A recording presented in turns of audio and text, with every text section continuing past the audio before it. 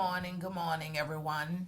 Today I am here with Jason Hughes. We are here with Voters Organized to Educate, and I'm going to turn it over to our guest so we could just jump right into it. He will start off by just telling the community and our members who he is and why he's running for City Council District E. Well, thank you both very much. Thank you to Voters Organized to Educate for the opportunity to come and discuss my platform and why I'm running. I'm Jason Hughes. I'm a lifelong resident of District E. I was born in District E at Methodist Hospital, now New Orleans East Hospital. I was raised in District E. I was educated in District E. I'm a product of our public schools from kindergarten through 12th grade. I went to Mildred Osborne for K through 8th, McDonough 35 for 9th through 12th, and Southern University at Baton Rouge, where I received my bachelor's degree in political science. Now a homeowner in District E. I've been there my entire life, and I'm committed to uplifting our district. Currently serve as a member of the Louisiana House of Representatives, where I serve as vice chair of the Powerful Appropriations Committee, only the second black person to hold that role since 1812. Also chair of the Louisiana Legislative Black Caucus Foundation, and serve as House Democratic Caucus Whip. I have a proven record of getting things done. During my 6-year tenure in the House, I have taken on slumlords, I have taken on bullies, I have taken on child predators. I have delivered millions of dollars for my district. And 20 years after Katrina, as I look at District E, I firmly believe District E has not gotten its fair share like other parts of the city. So I'm running because enough is enough. We've gotten a lot of false promises but not results, and the lower Ninth Ward in New Orleans East deserves better. We are in need of bold leadership, and I have proven that I'm a bold leader for these challenging times, and so that's why I'm stepping up and excited to offer myself a service on the New Orleans City Council. Okay, thank you. You touched up on some things, but I'll wait till we get a little further. Let's get into it. Let's get into it. Before we start, I have one question, Yes, and ma'am. it's not here. It's not a part of the it's not a part of the Yep. Q&A, but it's definitely just something that's been in my mind. Why is it that the folks in legislation are running for a city, like for city positions in in the local election in that process? Yeah, if I had $1 for every time I got that question, Okay. I would have a lot of money in my money. pocket. But no, that's a great question. Right. Obviously I've served with everybody who's running for municipal office that's currently members of the state legislature, and I don't want to speak for them. But at the end of the day, I think we all look at our city. We not only see some great challenges, but we see immense opportunities. We've all been able to get some things accomplished at the state level, serving in the super minority. And we really just want to come home to move our city forward. And so that's certainly why I'm running. And knowing the heart of all of my colleagues, I really believe that's why they're all offering themselves for municipal office as well. Okay, we'll take it. Now I could go into question one. That was just, That was just a little warm up. that was just a little warm up that came with it. Okay, let's talk about the Airbnbs and this rent, right? That's pushing families out here, right here in our city. You back homestead relief and inclusionary zoning. What is your plans moving forward to enforce the STR rules and to keep affordable housing without displacing our residents right here in the city? Yeah, number one, I think we have to enforce the rules. We have rules on the books, and that's why it's really critically important. Two departments that we really need to focus on overhauling on day one is code enforcement and safety and permits. We need to ensure that those departments are properly funded and properly staffed. And at the end of the day, we need to follow the rules that's on the books. I'll tell you, the infiltration of short-term rentals really has not touched District E yet, like it's touched other parts of the city. But you can take neighborhoods like Treme, for example. Short-term rentals have ruined the fabric and the character of Treme. Locals are now outpriced out of Treme. I know I certainly couldn't afford to go buy a home in Treme. My family couldn't, and if you just take a look at the assessors' websites, many of the properties in Treme are owned by out-of-state companies. So I think we need to enforce the rules on the books, preserve the character of our neighborhoods, and I think that's a great first step because we still have a lot of illegal short-term rentals operating throughout our city. Okay, Okay. thank you. Streets, drainage, blight, lights, trash, our basic necessities.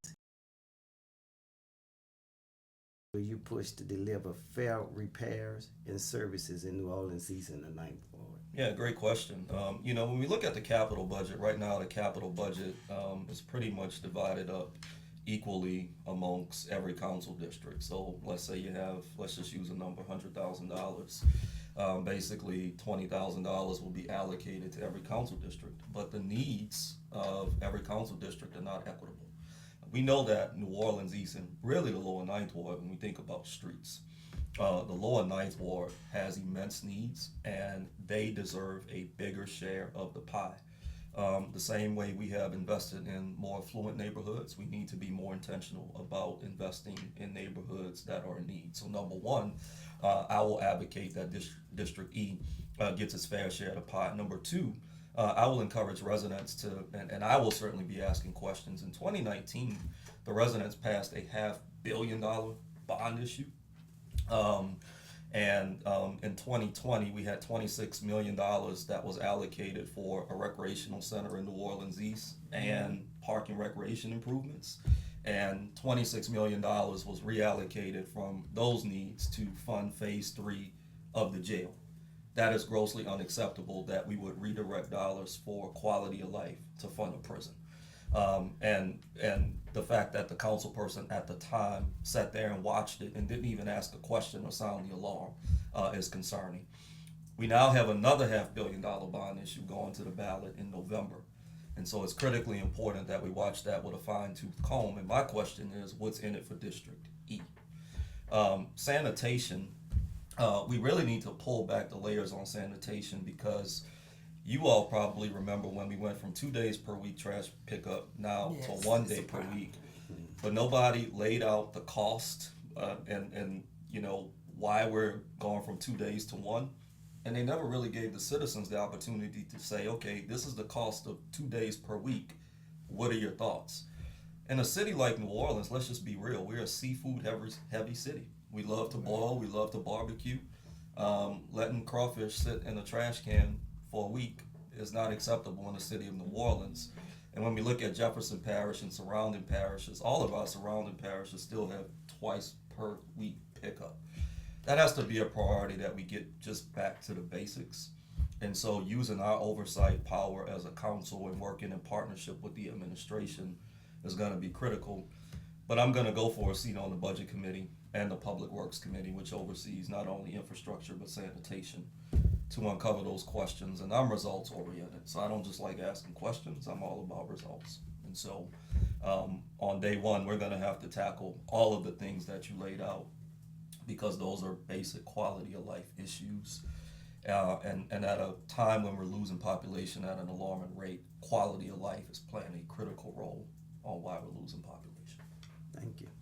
Thank you. I appreciate that. Thank you because I live in Gentilly, but New Orleans East, born and raised, that's home, and we want to get things together in the East. So Absolutely. that leads me into our next question here. Public safety and prevention, right? We understand what's going on in District E, and what District E needs is safety and trust. We know we have the year-round things that we do, but what programs are you willing, community-led violence prevention programs to be specific, are you willing to pour into? Yeah, so when we talk about public safety, let me first say this on the record, and I've been saying this throughout this campaign and long before I decided to run for city council. If you all remember the special session on crime, I was the only member of the Orleans delegation in the House to take the floor when New Orleans East was the punching bag and used as the poster child for crime. I took the floor to push back on that and laid out the statistics. New Orleans East has an image problem, but if you look at the crime statistics, New Orleans East is a very safe place. No offense to any other neighborhood, I feel safer in New Orleans East than I do in Central City, than I do in Broadmoor, than I do in the French Quarter, or than I do downtown. And when you look at the crime statistics, violent crime is down more in New Orleans East than any other part of the city. So that's just the facts. But prevention is key. And so I think there's several things that we have to look at. When I was a child growing up in the city, we had a very robust NORD. And we have to get back to the basics in investing in our youth. During my 6 years in the legislature, I've appropriated over $1 million to parks within District 100 and the lower Ninth Ward. I've appropriated dollars for uniforms and equipment because coaches were saying, we don't have the basics just to give our players. I got tired of seeing our babies on corners shaking cans. I thought that was a safety issue. So a couple of years ago, I appropriated $250,000 for uniforms and equipment for parks throughout New Orleans East and the lower Ninth Ward. This past Saturday, I announced a $600,000 appropriation for parks, improvements, and equipment throughout New Orleans East and again the lower Ninth Ward. So investing in our youth, investing in NORD is top priority for me. A lot of our parks have pools. In my opinion, when we look at summer months in particular, those pools should be opened around the clock. We're going to have to think out the box and get more innovative. There's a school in Newark, New Jersey, and I think we can replicate this throughout NORD, where on the weekends, our youth, our teenagers can go to this particular school. They have washing machines and dryers. They have a DJ. I think our parks are going to have to be community hubs for our youth and our families. And so, that's really top of mind. I think we have to take a more holistic approach. And then economics plays a role in this as well. We really have to be intentional about diversifying our economy and giving our citizens access to high-paying jobs. We're going to have to go beyond tourism. I think no part of the city is more positioned to attract jobs than New Orleans East and the lower Ninth Ward. And the Port of New Orleans is a great hub to spur investment. Now, I'm meeting with the port later this week because I have a real strong issue with forcing things like the grain train down the throats of our residents. And so public engagement and partnerships are going to be critical, but investing in our youth, economics are two ways that I intend to help proactively fight crime. And I did see that on the news the other day where you had donated $600,000. Yes, We're talking about equitable development now. Yep. The East still needs groceries, clinics, and jobs. Yep. The lower Ninth Ward needs real revitalization. Yep. How will you advance Six Flags, Jazzland, Lincoln Beach, and small business growth while preventing displacement? Yep. Great questions. Some multifaceted questions. Let's start with the small business component. When we look at small businesses, I think we need to tackle that from two different layers. Number one, safety and permits. I'm going to keep going back to that because when small businesses are just trying to get up and open and trying to get their permit, that can take access of 6 months. So that's a huge barrier just to get them into commerce. And I think we have to be more intentional when we look at our $1.8 billion with a B city budget. We have to be more intentional about having assistance for our small businesses, just like we have assistance for big developers. Many of our small businesses just need some, startup capital to get started. So that's number one when we think about small businesses. Number two, in New Orleans East, we're going to need bold leadership. One of the most prime pieces of real estate in New Orleans East is the Plaza site, which has been out of commerce since Katrina. Right. We've lost out on things like an Amazon fulfillment center, which would have created hundreds of jobs in New Orleans East. But when you look at New Orleans East and the lower Ninth Ward, really the priorities are the same. Folks want good infrastructure. They want smooth streets. They want good jobs, good paying jobs. Both New Orleans East and the lower Ninth Ward needs grocery stores. The grocery stores are not going to fall out the sky. Council person is going to have to get out of City Hall and go attract those grocery stores. If you look at council districts A, B, C, and D, They've all gotten grocery stores post-Katrina. Yes, There's no reason why District D, Gentilly just got a brand new Conseco's about a year ago. And so you have to be intentional about going out and courting investment.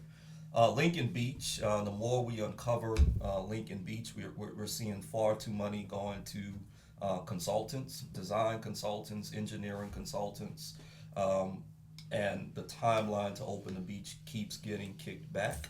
So we need to honor our promises. And in terms of Six Flags, that's now in the hands of private development. So Henry Consulting is leading those revitalization efforts. Thank you. And then we lost Save a Lot. Save a Lot. Not only did we lose it, but if you pass that corner on Reed and Lake Forest, Right. The property is unkept. Yes, It's it now is. It looks a overgrown, mess. and it's contributing to that image problem in New Orleans East. So we have to hold these landowners accountable. Right. It's contributing to that commercial blight problem in New Orleans East. Yeah, my whole family live in the East, and so my mom don't want to go to Walmart. We lost Save a Lot, so she got to drive further out. But Yep. yeah, we're gonna work on that. Absolutely. I wanna.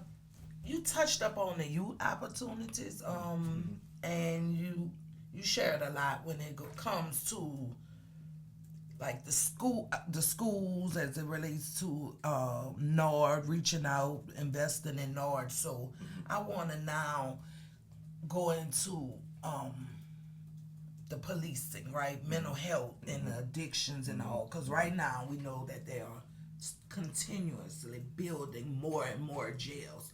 So I would think the solution is everybody go to jail. Well, of course we're looking for a different approach because some of our most severe cases the jail cannot help. Like,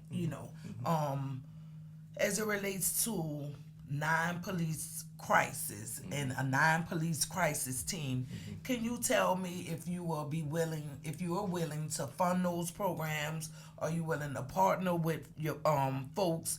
Maybe let's go into partnering with community folks that can help you create a team or support a team and fund a team that's willing to put our people in places besides jail, like in hospitals and resource programs and mental health facilities. How do you feel, and could you share that? Yes, I absolutely support. Look, our budget should reflect our priorities. I always say that at the state level. I'm on the appropriations committee. I'm always sounding the alarm at the state level that our budgets should reflect our priorities, and that should be the same thing at the city level. And when we look at mental and behavioral health, it plays into so many things. It plays into crime. It also plays into homelessness. And so when we look at eradicating homelessness, look, people don't just wake up and say, "Oh, look, I want to be homeless." Right. And if you ultimately house somebody but don't give them the appropriate wraparound services to go with it, the odds of them being homeless again are pretty high. I serve on the board of New Orleans East Hospital, and I've been a big proponent of New Orleans East Hospital. And we just concluded a 5-year strategic plan. And one of the key areas, that we're looking at investing in at New Orleans East Hospital is being a center of excellence for mental and behavioral health.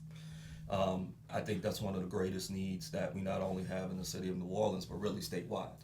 And we know that when Governor Jindal cut mental and behavioral health programs throughout the state, it had a ripple effect. So I believe in being proactive. A lot of our residents that ultimately end up incarcerated, that probably could have been prevented had we just invested on the front end in mental and behavioral health. And let's just be honest, once they're ultimately incarcerated, they're not getting the proper treatment that they need in terms of mental and behavioral health. So 100% feel that the city needs to put some significant skin in the game. Yes, I commit to advocating for that. Yes, I commit to partnerships and working together to solve that. But I am a firm believer in investing in mental and behavioral health, not just for youth, but adults, because mental and behavioral health touches all of our families. It touches every resident, either directly or indirectly. And that's just the reality. Thank you. Turn it over to Eugene. Utilities and climate. Energy outages and sewage and water board failure hit District E hard.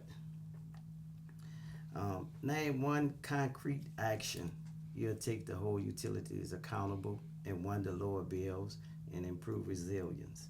Weatherization, resilient hub, and drainage upgrades. Yep. So sewage and water board, Entergy, Delta.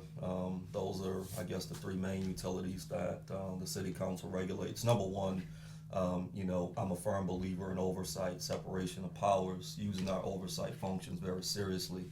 I've used that very seriously at the state level, and I don't get caught up in personalities. I've used it seriously under the Democratic governor and the Republican governor, holding state agencies accountable. I think we have to do that at the city level regarding our utilities. I was one of those homes after Ida. I didn't leave. I was without power for 9 days, and it was miserable. And when you look at our elderly residents and residents that have health conditions, they are particularly vulnerable. So hardening our grid, I've made clear, Entergy, if they ever ask for a rate increase, that needs to come with very strict scrutiny. But I think we, from a city perspective, we need to partner with Entergy and go into state and federal government to seek dollars to harden our grid. Same for sewage and water board. As a delegation, we have worked really hard to get capital investments for sewage and water board, and I think we have to keep the train moving on that. But strict accountability and transparency and oversight from the council level of all of our utilities is going to be critically important as we move forward. And when we look at our ratepayers, when we look at our residents, I think we're all safe to say we're tapped out when we take into account taxes and millages and everything else. So we're not going to be able to solve any of these problems on the backs of our taxpayers and our citizens. And I know that feeling for Ida. I stayed back too. And after that experience, I said I'll never stay back again without utilities and none of that. Yeah, Never. absolutely. Thank you. We need to shed a little light on OJC spending and the care, right? So will you be backing public dashboards, audits, and resident inclusive oversight boards to hold the jail and its medical contractors accountable? Absolutely. I think we need public dashboards across the board, not just for OJC, but particularly for OJC, absolutely. And as we look at these medical vendors, which I think, y'all can correct me if I'm wrong, I think it's actually the city footing the bill for the medical vendors. That needs to come with much, much stricter scrutiny and oversight, hearings, and really uncovering, where the dollar's going, because those contracts are not cheap at all. Mm-hmm. So yes, 100% I commit to that.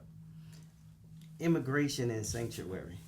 You oppose the state anti-sanctuary law. As council member, how will you protect immigrants in District E? Language access, no ICE holds without warrants, and safe access to city services. Yeah, immigrants play a vital role in our community. Let's just be real. And when we look at, New Orleans being rebuilt after Katrina, it took all of us. It took native New Orleanians. It took folks that did not live in New Orleans, and our immigrant population played a key role in rebuilding our city, and they're still playing a key role in our economy.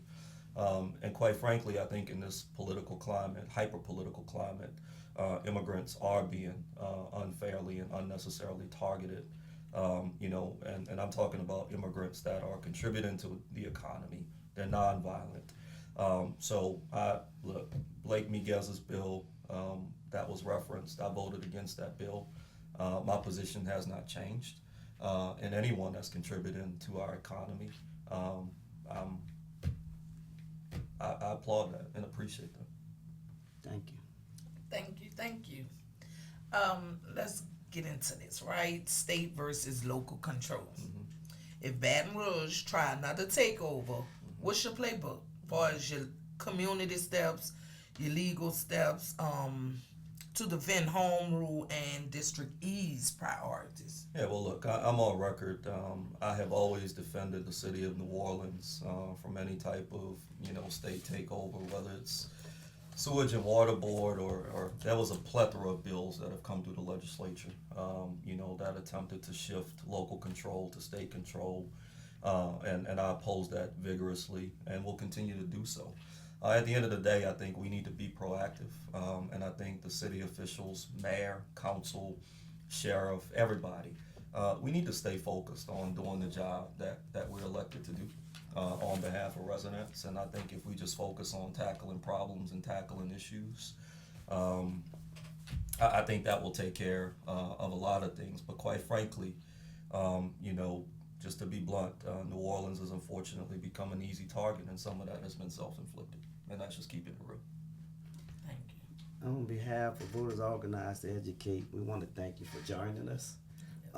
Any final thoughts you want to leave with your residents of your district? Yeah, well, look, thank you all for this. I really appreciate it. Not only the thoughtful questions in your questionnaire, but the thoughtful questions that you asked today. I have enjoyed working with Vote at the state level over the past 6 years, and I appreciate the voice that you bring to the table. I'm running for District E because this is a consequential moment for District E. And our residents really have two choices. Are we going to go backwards and stay stagnant? Or are we willing to step outside the box, elect bold leadership, put personalities aside, and move our district forward? And so that's why I'm running. I'm Jason Hughes. I'm number 50 on the ballot. And I'm honored to be here with you both today. Thank you. Thank you, Jason. Working But it. that's critical. Right. You can't expect youth, right, to just show up and work Right. and not pay Right. them. Yeah. Right. That amounts to modern day slavery. Let's just call it True. what it is. True. You know, the one thing I could say, and it's good that your plans is to partner. Northern stepping their game up with Larry Paul. Like far as the activities, the pool is open now. Look like all the pools are open. And they just But got my a brand new concern- pool on the West Bank, so that's good. That night ward, I stopped myself because we were in the interview. But yesterday I turned in that night ward, right? I want to say that had to be Jordan Road. Man, that park there, oh wow, it needs some attention.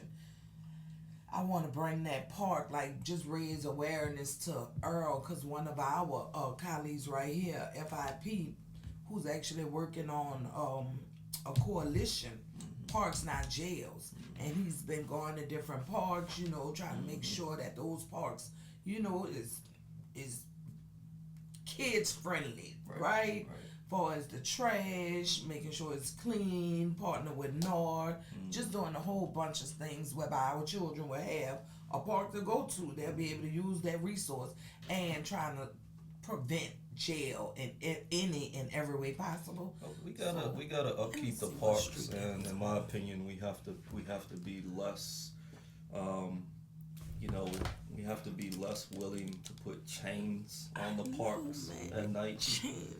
I mean, when I was a kid, you can go to Goretti, and I keep using Goretti as a reference, but it wasn't just Goretti. And you had youth playing basketball at night. Nighttime. So, I mean, Who's by North Thursday? that's critically important, just the access alone. Right. But to your point, they have to be kept up too. Yeah. Yeah. And for too many of our parks, I mean, the goals are not kept up, the grass is not properly cut, and that comes down to funding and resources, and we really have to make sure that we're properly investing. We did a cleanup drive out there in Little Woods around that park and Around East Shore? Yeah, East We Shore. was at East Shore. We was at Digby Park. See, they always laugh because I bring it. Digby is one that's East. been neglected. I know, but I played Which I at used to Digby play Park. at Digby. Well, Me too. That's right down the street. Back in the day, so even though I played at Goretti, you hopped around. Right. You hopped around. You went to Digby, you went to Pontchartrain, you went to Milne, you went to Lakeview, you went everywhere. So all the game, you didn't just play at the park where everybody rotated around.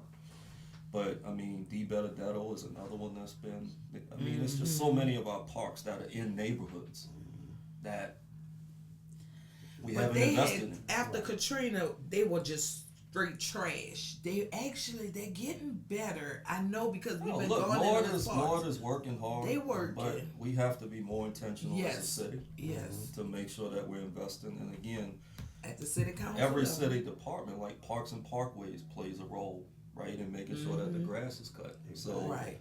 we just have to make sure all departments are working in partnerships. Yes. And then, like, you have parks next to schools. When I went to Osborne, Kenilworth was right across from Osborne. Kenilworth.